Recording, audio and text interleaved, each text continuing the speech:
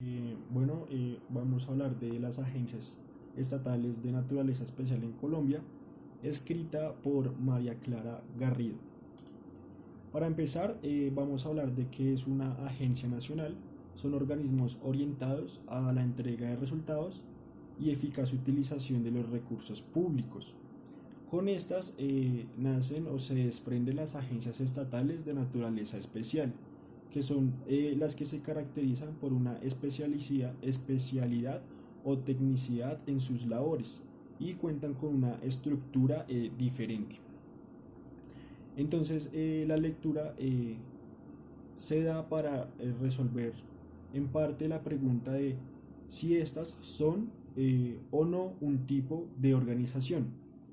Un ejemplo que da por la autora es la Agencia Nacional de Infraestructura, que se da de acuerdo a unas reformas que se vinieron haciendo en Colombia y en demás países de América Latina, porque había corrupción y clientelismo, y esas reformas fueron recomendación de la CLAD eh, para fortalecer la democracia y el desarrollo económico en estas naciones y para aumentar las capacidades de respuesta y fines del Estado.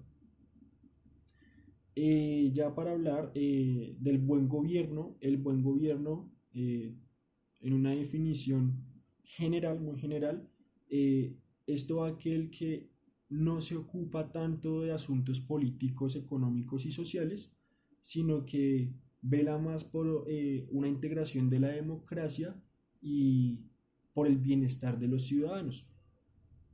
Eh, Después se habla de la administración pública como sujeto y como organización. En cuanto a la administración como sujeto, hace referencia a la asignación de capacidades en el actuar.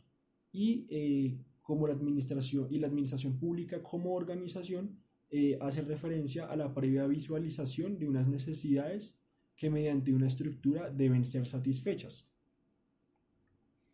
Es decir, prever anticipadamente eh, unas necesidades y con ello hacer un plan de acción para satisfacer estas necesidades. En cuanto a la agencia, esta se asocia con una autoridad administrativa. Las agencias estatales de naturaleza especial generan por lo general ambigüedades al momento de actuar.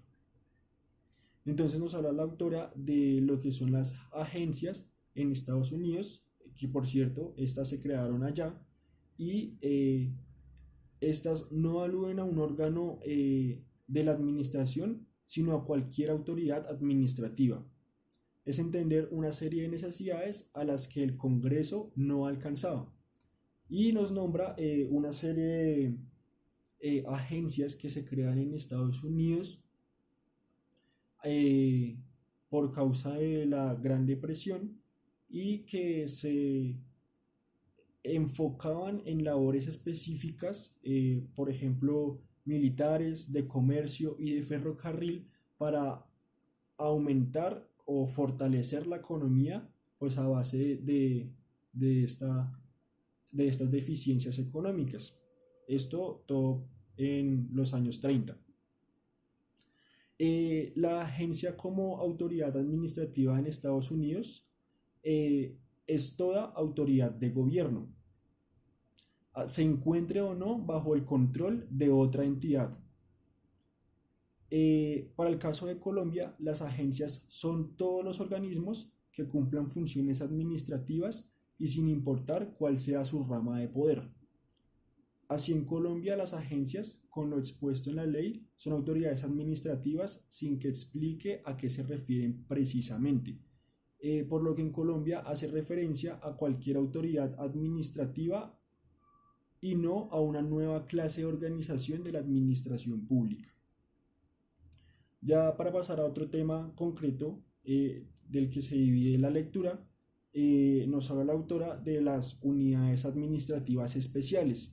Estas surgen con la reforma, una reforma del año de 1968, con el fin de atender labores específicas de los ministerios y de los departamentos administrativos, llevando consigo normas ajustadas a sus funciones y que serían nombradas en las leyes que, que las crearan. Y pertenecían al nivel central, pues no tenían personería jurídica. Ya para 1998, con la ley 489, las unidades administrativas especiales sin personería jurídica ejecutarán programas propios del ministerio y serán de nivel central, mientras que las que sí tengan personería jurídica serán descentralizadas y se reglamentan bajo la ley que las creasen.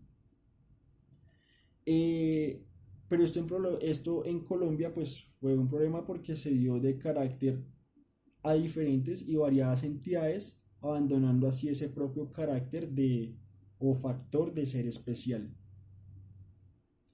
Volviendo de nuevo a la ley de 1968, la ley era la 1050. Las unidades administrativas especiales debían crearse pensando en las condiciones que por naturaleza del programa o los recursos del ministerio o departamento administrativo debían ser sometidos a un régimen administrativo diferente al ordinario. Con el tiempo, años después, esta ley fue demandada porque no se especificaba si estas eran empresas o institutos descentralizados. Así que la Corte Suprema de Justicia decidió brindarles personería jurídica, con lo cual ya no hacían parte de los ministerios ni los departamentos administrativos, es decir, ya eran desligadas de estos. Se podría decir que llegaban a ser desligadas de estos y también se llegaban a confundir o generaban controversia con las superintendencias. En el año de 1985, el legislador tenía la potestad para calificarlas al momento de crearlas, considerándola como lo más pertinente que fuera para el caso. Esto fue perjudicial porque se crearon muchas con personería jurídica, porque esto otorgaba autonomía sobre los recursos que se estaban manejando. Entonces ya con la ley de nuevo, volvemos a la ley 489 de 1998, se quitó esta potestad al legislador y únicamente se podían crear las dos que acabo de nombrar.